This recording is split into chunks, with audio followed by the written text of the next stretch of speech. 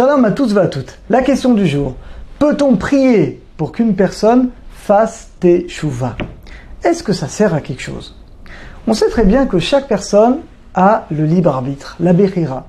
Comme la Torah nous dit à plusieurs reprises, j'ai mis devant toi le bien, le mal, la vie, la mort, choisis le bien. Comme un père qui dit à son fils, prends le bon chemin. Mais attention, la décision, le libre arbitre est uniquement entre les mains de l'homme. Comme la Gemara dit dans Brachot, page 33, Akol bidei shamaim chutz mirat shamaim.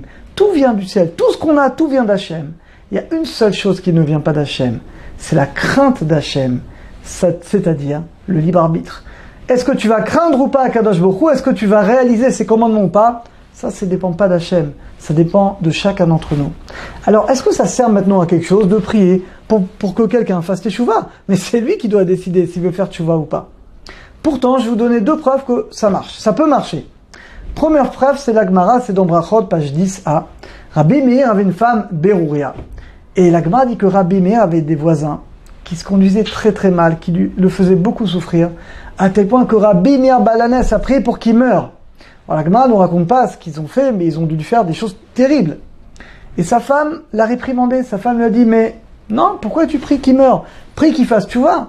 Parce que dans les Télim, c'est écrit, c'est pas écrit quand il n'y aura plus de fauteurs, c'est écrit Chataim minaretz, quand il n'y aura plus de fautes sur la terre. Prie qu'il fasse teshuva, il n'y aura plus de fautes. Incroyable, Rabbi Meir a prié, ils ont fait teshuva. Donc ça marche. Deuxième preuve, c'est la Gemara dans Ta'anit, page 23b.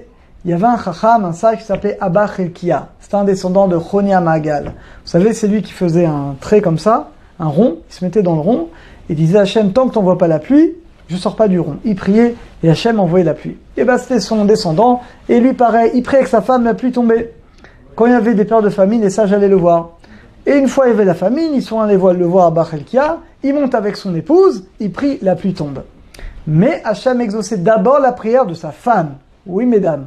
Pourquoi? Parce que les nuages sont venus du côté de sa femme. La Gemara dit, mais qu'est-ce qu'elle avait de plus que lui, sa femme? La Gemara donne deux réponses. D'abord, on dit que sa femme donnait la tzedaka à un plus haut niveau parce qu'elle donnait directement de la nourriture aux pauvres, alors que lui ne donnait que de l'argent. C'est quand même mieux de donner de la nourriture. Le pauvre, il peut profiter directement. Et la Gemara donne une deuxième réponse. La Gemara dit que elle a prié pour que des Réchaïm, des gens qui étaient très très loin, fassent teshuva. Et grâce à ses prières à elle, ils ont fait teshuva. Alors que Abba Chelkia, son mari, n'a pas prié pour ça. Donc on voit de là que la prière, ça peut marcher. Alors on peut comprendre tout simplement quand on va prier pour que quelqu'un fasse teshuva, eh bien Shem va lui ouvrir plus de portes. C'est vrai qu'on a le libre arbitre de faire teshuva. Est-ce que tu tends la main à quelqu'un, est-ce qu'il va te tendre la main? Je sais pas, c'est son libre arbitre. Mais combien de fois tu vas lui tendre la main? Une fois, 2 fois, 10 fois?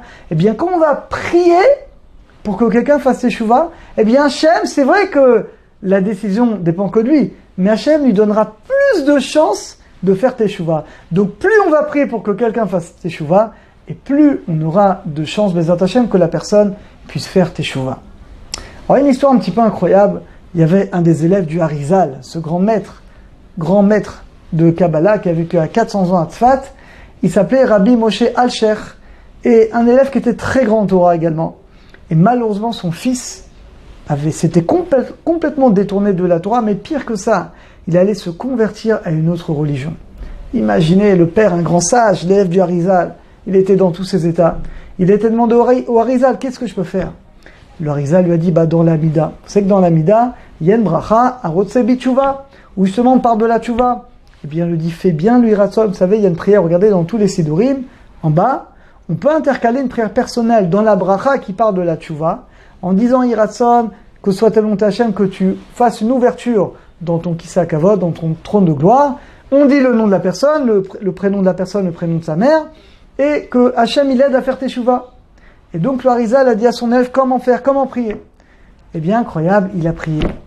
Et seulement quelques jours après, eh bien, son fils a fait une teshuva complète, il est revenu dans la Torah.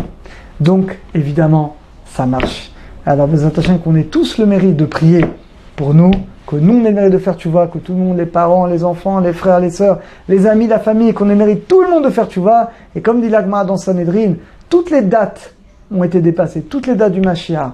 Aujourd'hui, ça dépend uniquement, dit l'Agmara, de la tchouva. Alors qu'on ait tous le mérite, Bezat Hashem, de faire tchouva et de ne pas hésiter dans l'amida, de faire ce hiratson qui est au milieu de la bracha. Regardez dans tous les sidurim, il y a ce hiratson, de dire le nom de la personne, et Bezat Hashem, par le mérite de nos prières, et bien Bezat Hashem, tous les juifs feront tchouva. À très bientôt, à tous et à tous.